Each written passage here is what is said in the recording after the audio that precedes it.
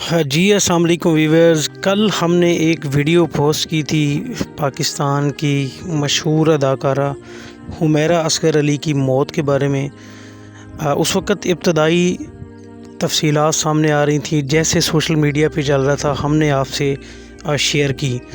لیکن اس کے بعد یہ لمحہ بلمحہ یہ جو کیس تھا حمیرہ اصغر کا، یہ کمپلیکیٹڈ ہوتا گیا، اور یہاں تک ہوا کہ بعد میں جب تحقیقات ہوئیں، پولیس نے تحقیقات کی، تحقیقاتی ادارے جب تحقیقات کر رہے تھے تو ہوشربا انکشافات سامنے آئے۔ پہلی بات تو یہ سامنے آئی کہ لاسٹ 2024 میں ستمبر کے بعد ان کا کسی سے کوئی رابطہ نہیں تھا۔ اکتوبر 2024 کے بعد بجلی کا بل ادا نہیں کیا گیا تھا،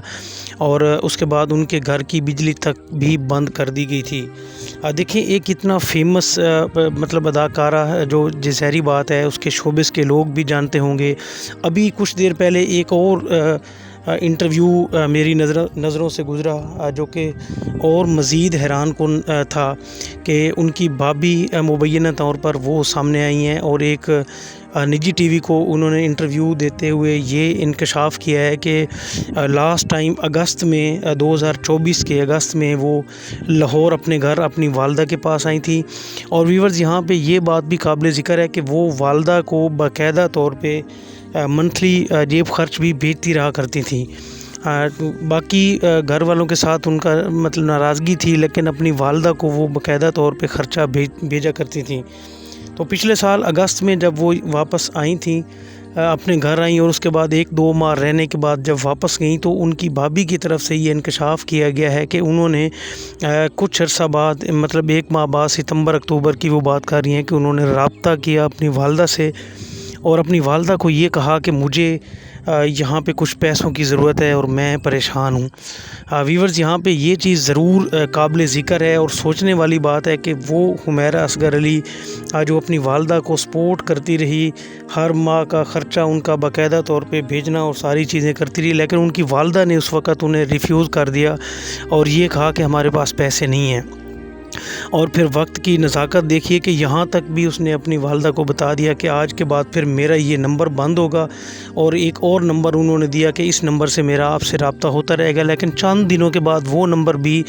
بند ہو جاتا ہے۔ اب بے حسی کی انتہا دیکھیے کہ وہی والدہ جن کو حمیرہ اصغر علی اپنا باقاعدہ خرچہ بھیج رہی تھی، باقاعدہ ان کے ساتھ رابطے میں تھیں، اور ظاہری بات ہے ماں تو ماں ہوتی ہے، ان کے ساتھ وہ بیٹی اسی طرح پیار کرتی تھی، لیکن جب والدہ کو اتنا بھی علم ہو چکا تھا کہ بیٹی نے پیسے مانگے اور اس کے بعد اس کا نمبر بھی اتنے عرصے سے بند جا رہا تھا، لیکن ناراضگی کی انتہا یا غیر ذمہ داری کی انتہا دیکھیے کہ کسی نے پھر بھی رابطہ نہیں کیا۔ اور انکشافات جو ہوئے ہیں وہ مزید تفصیلات ابھی جب ڈیڈ باڈی کے حوالے سے آ رہی تھی کہ کوئی بندہ ریسیو نہیں کرنا چاہ رہا تھا، تو وہ کچھ شوبز انڈسٹری کے اداکار سامنے آئے تھے، کچھ اداکارائیں سامنے آئی تھیں جنہوں نے کہا تھا کہ ہم ان کی تدفین کریں گے، لیکن اس کے بعد ان کے بہنوئی کی طرف سے رابطہ کیا گیا تھا، تو جو پولیس ذرائع تھے انہوں نے یہ کہا کہ ہم ان کے کسی خونی رشتے کو ہی ڈیڈ باڈی حوالے کر سکتے ہیں، ورنہ کسی کو نہیں دیں گے۔ تو اس کے بعد ان کے وارثین جو ہیں وہ سنا یہی ہے کہ وہ ڈیڈ باڈی لینے کے لیے رابطہ کر رہے ہیں، پولیس سے رابطے میں ہیں، اور وہ تدفین لے کر ڈیڈ باڈی کو کریں گے۔ اتنا ایک یہ ہائی پروفائل کیس اور افسوسناک اس لیے بن چکا ہے کہ آپ اندازہ لگا لیجئے کہ کبھی کبھار وہ رشتے جن سے آپ اتنی محبت کرتے ہیں، جن کو آپ اتنا پیار کرتے ہیں، جن کو آپ سمجھتے ہیں کہ میرے یہ دکھ سکھ کے اور سب مشکل ٹائم کے ساتھی ہیں، وہ بھی کبھی کبھار ایسا ہو جاتا ہے کہ وہ آپ کے کام نہیں آتے، اور ہوتا کیا ہے وہ آپ کے سامنے ہی ہے۔ یہ ہمارے لیے کچھ تو اس میں سبق آموز بھی ہے کہ والدین کی جو باتیں ہیں ان کے خلاف کوشش کریں نہ جائیں،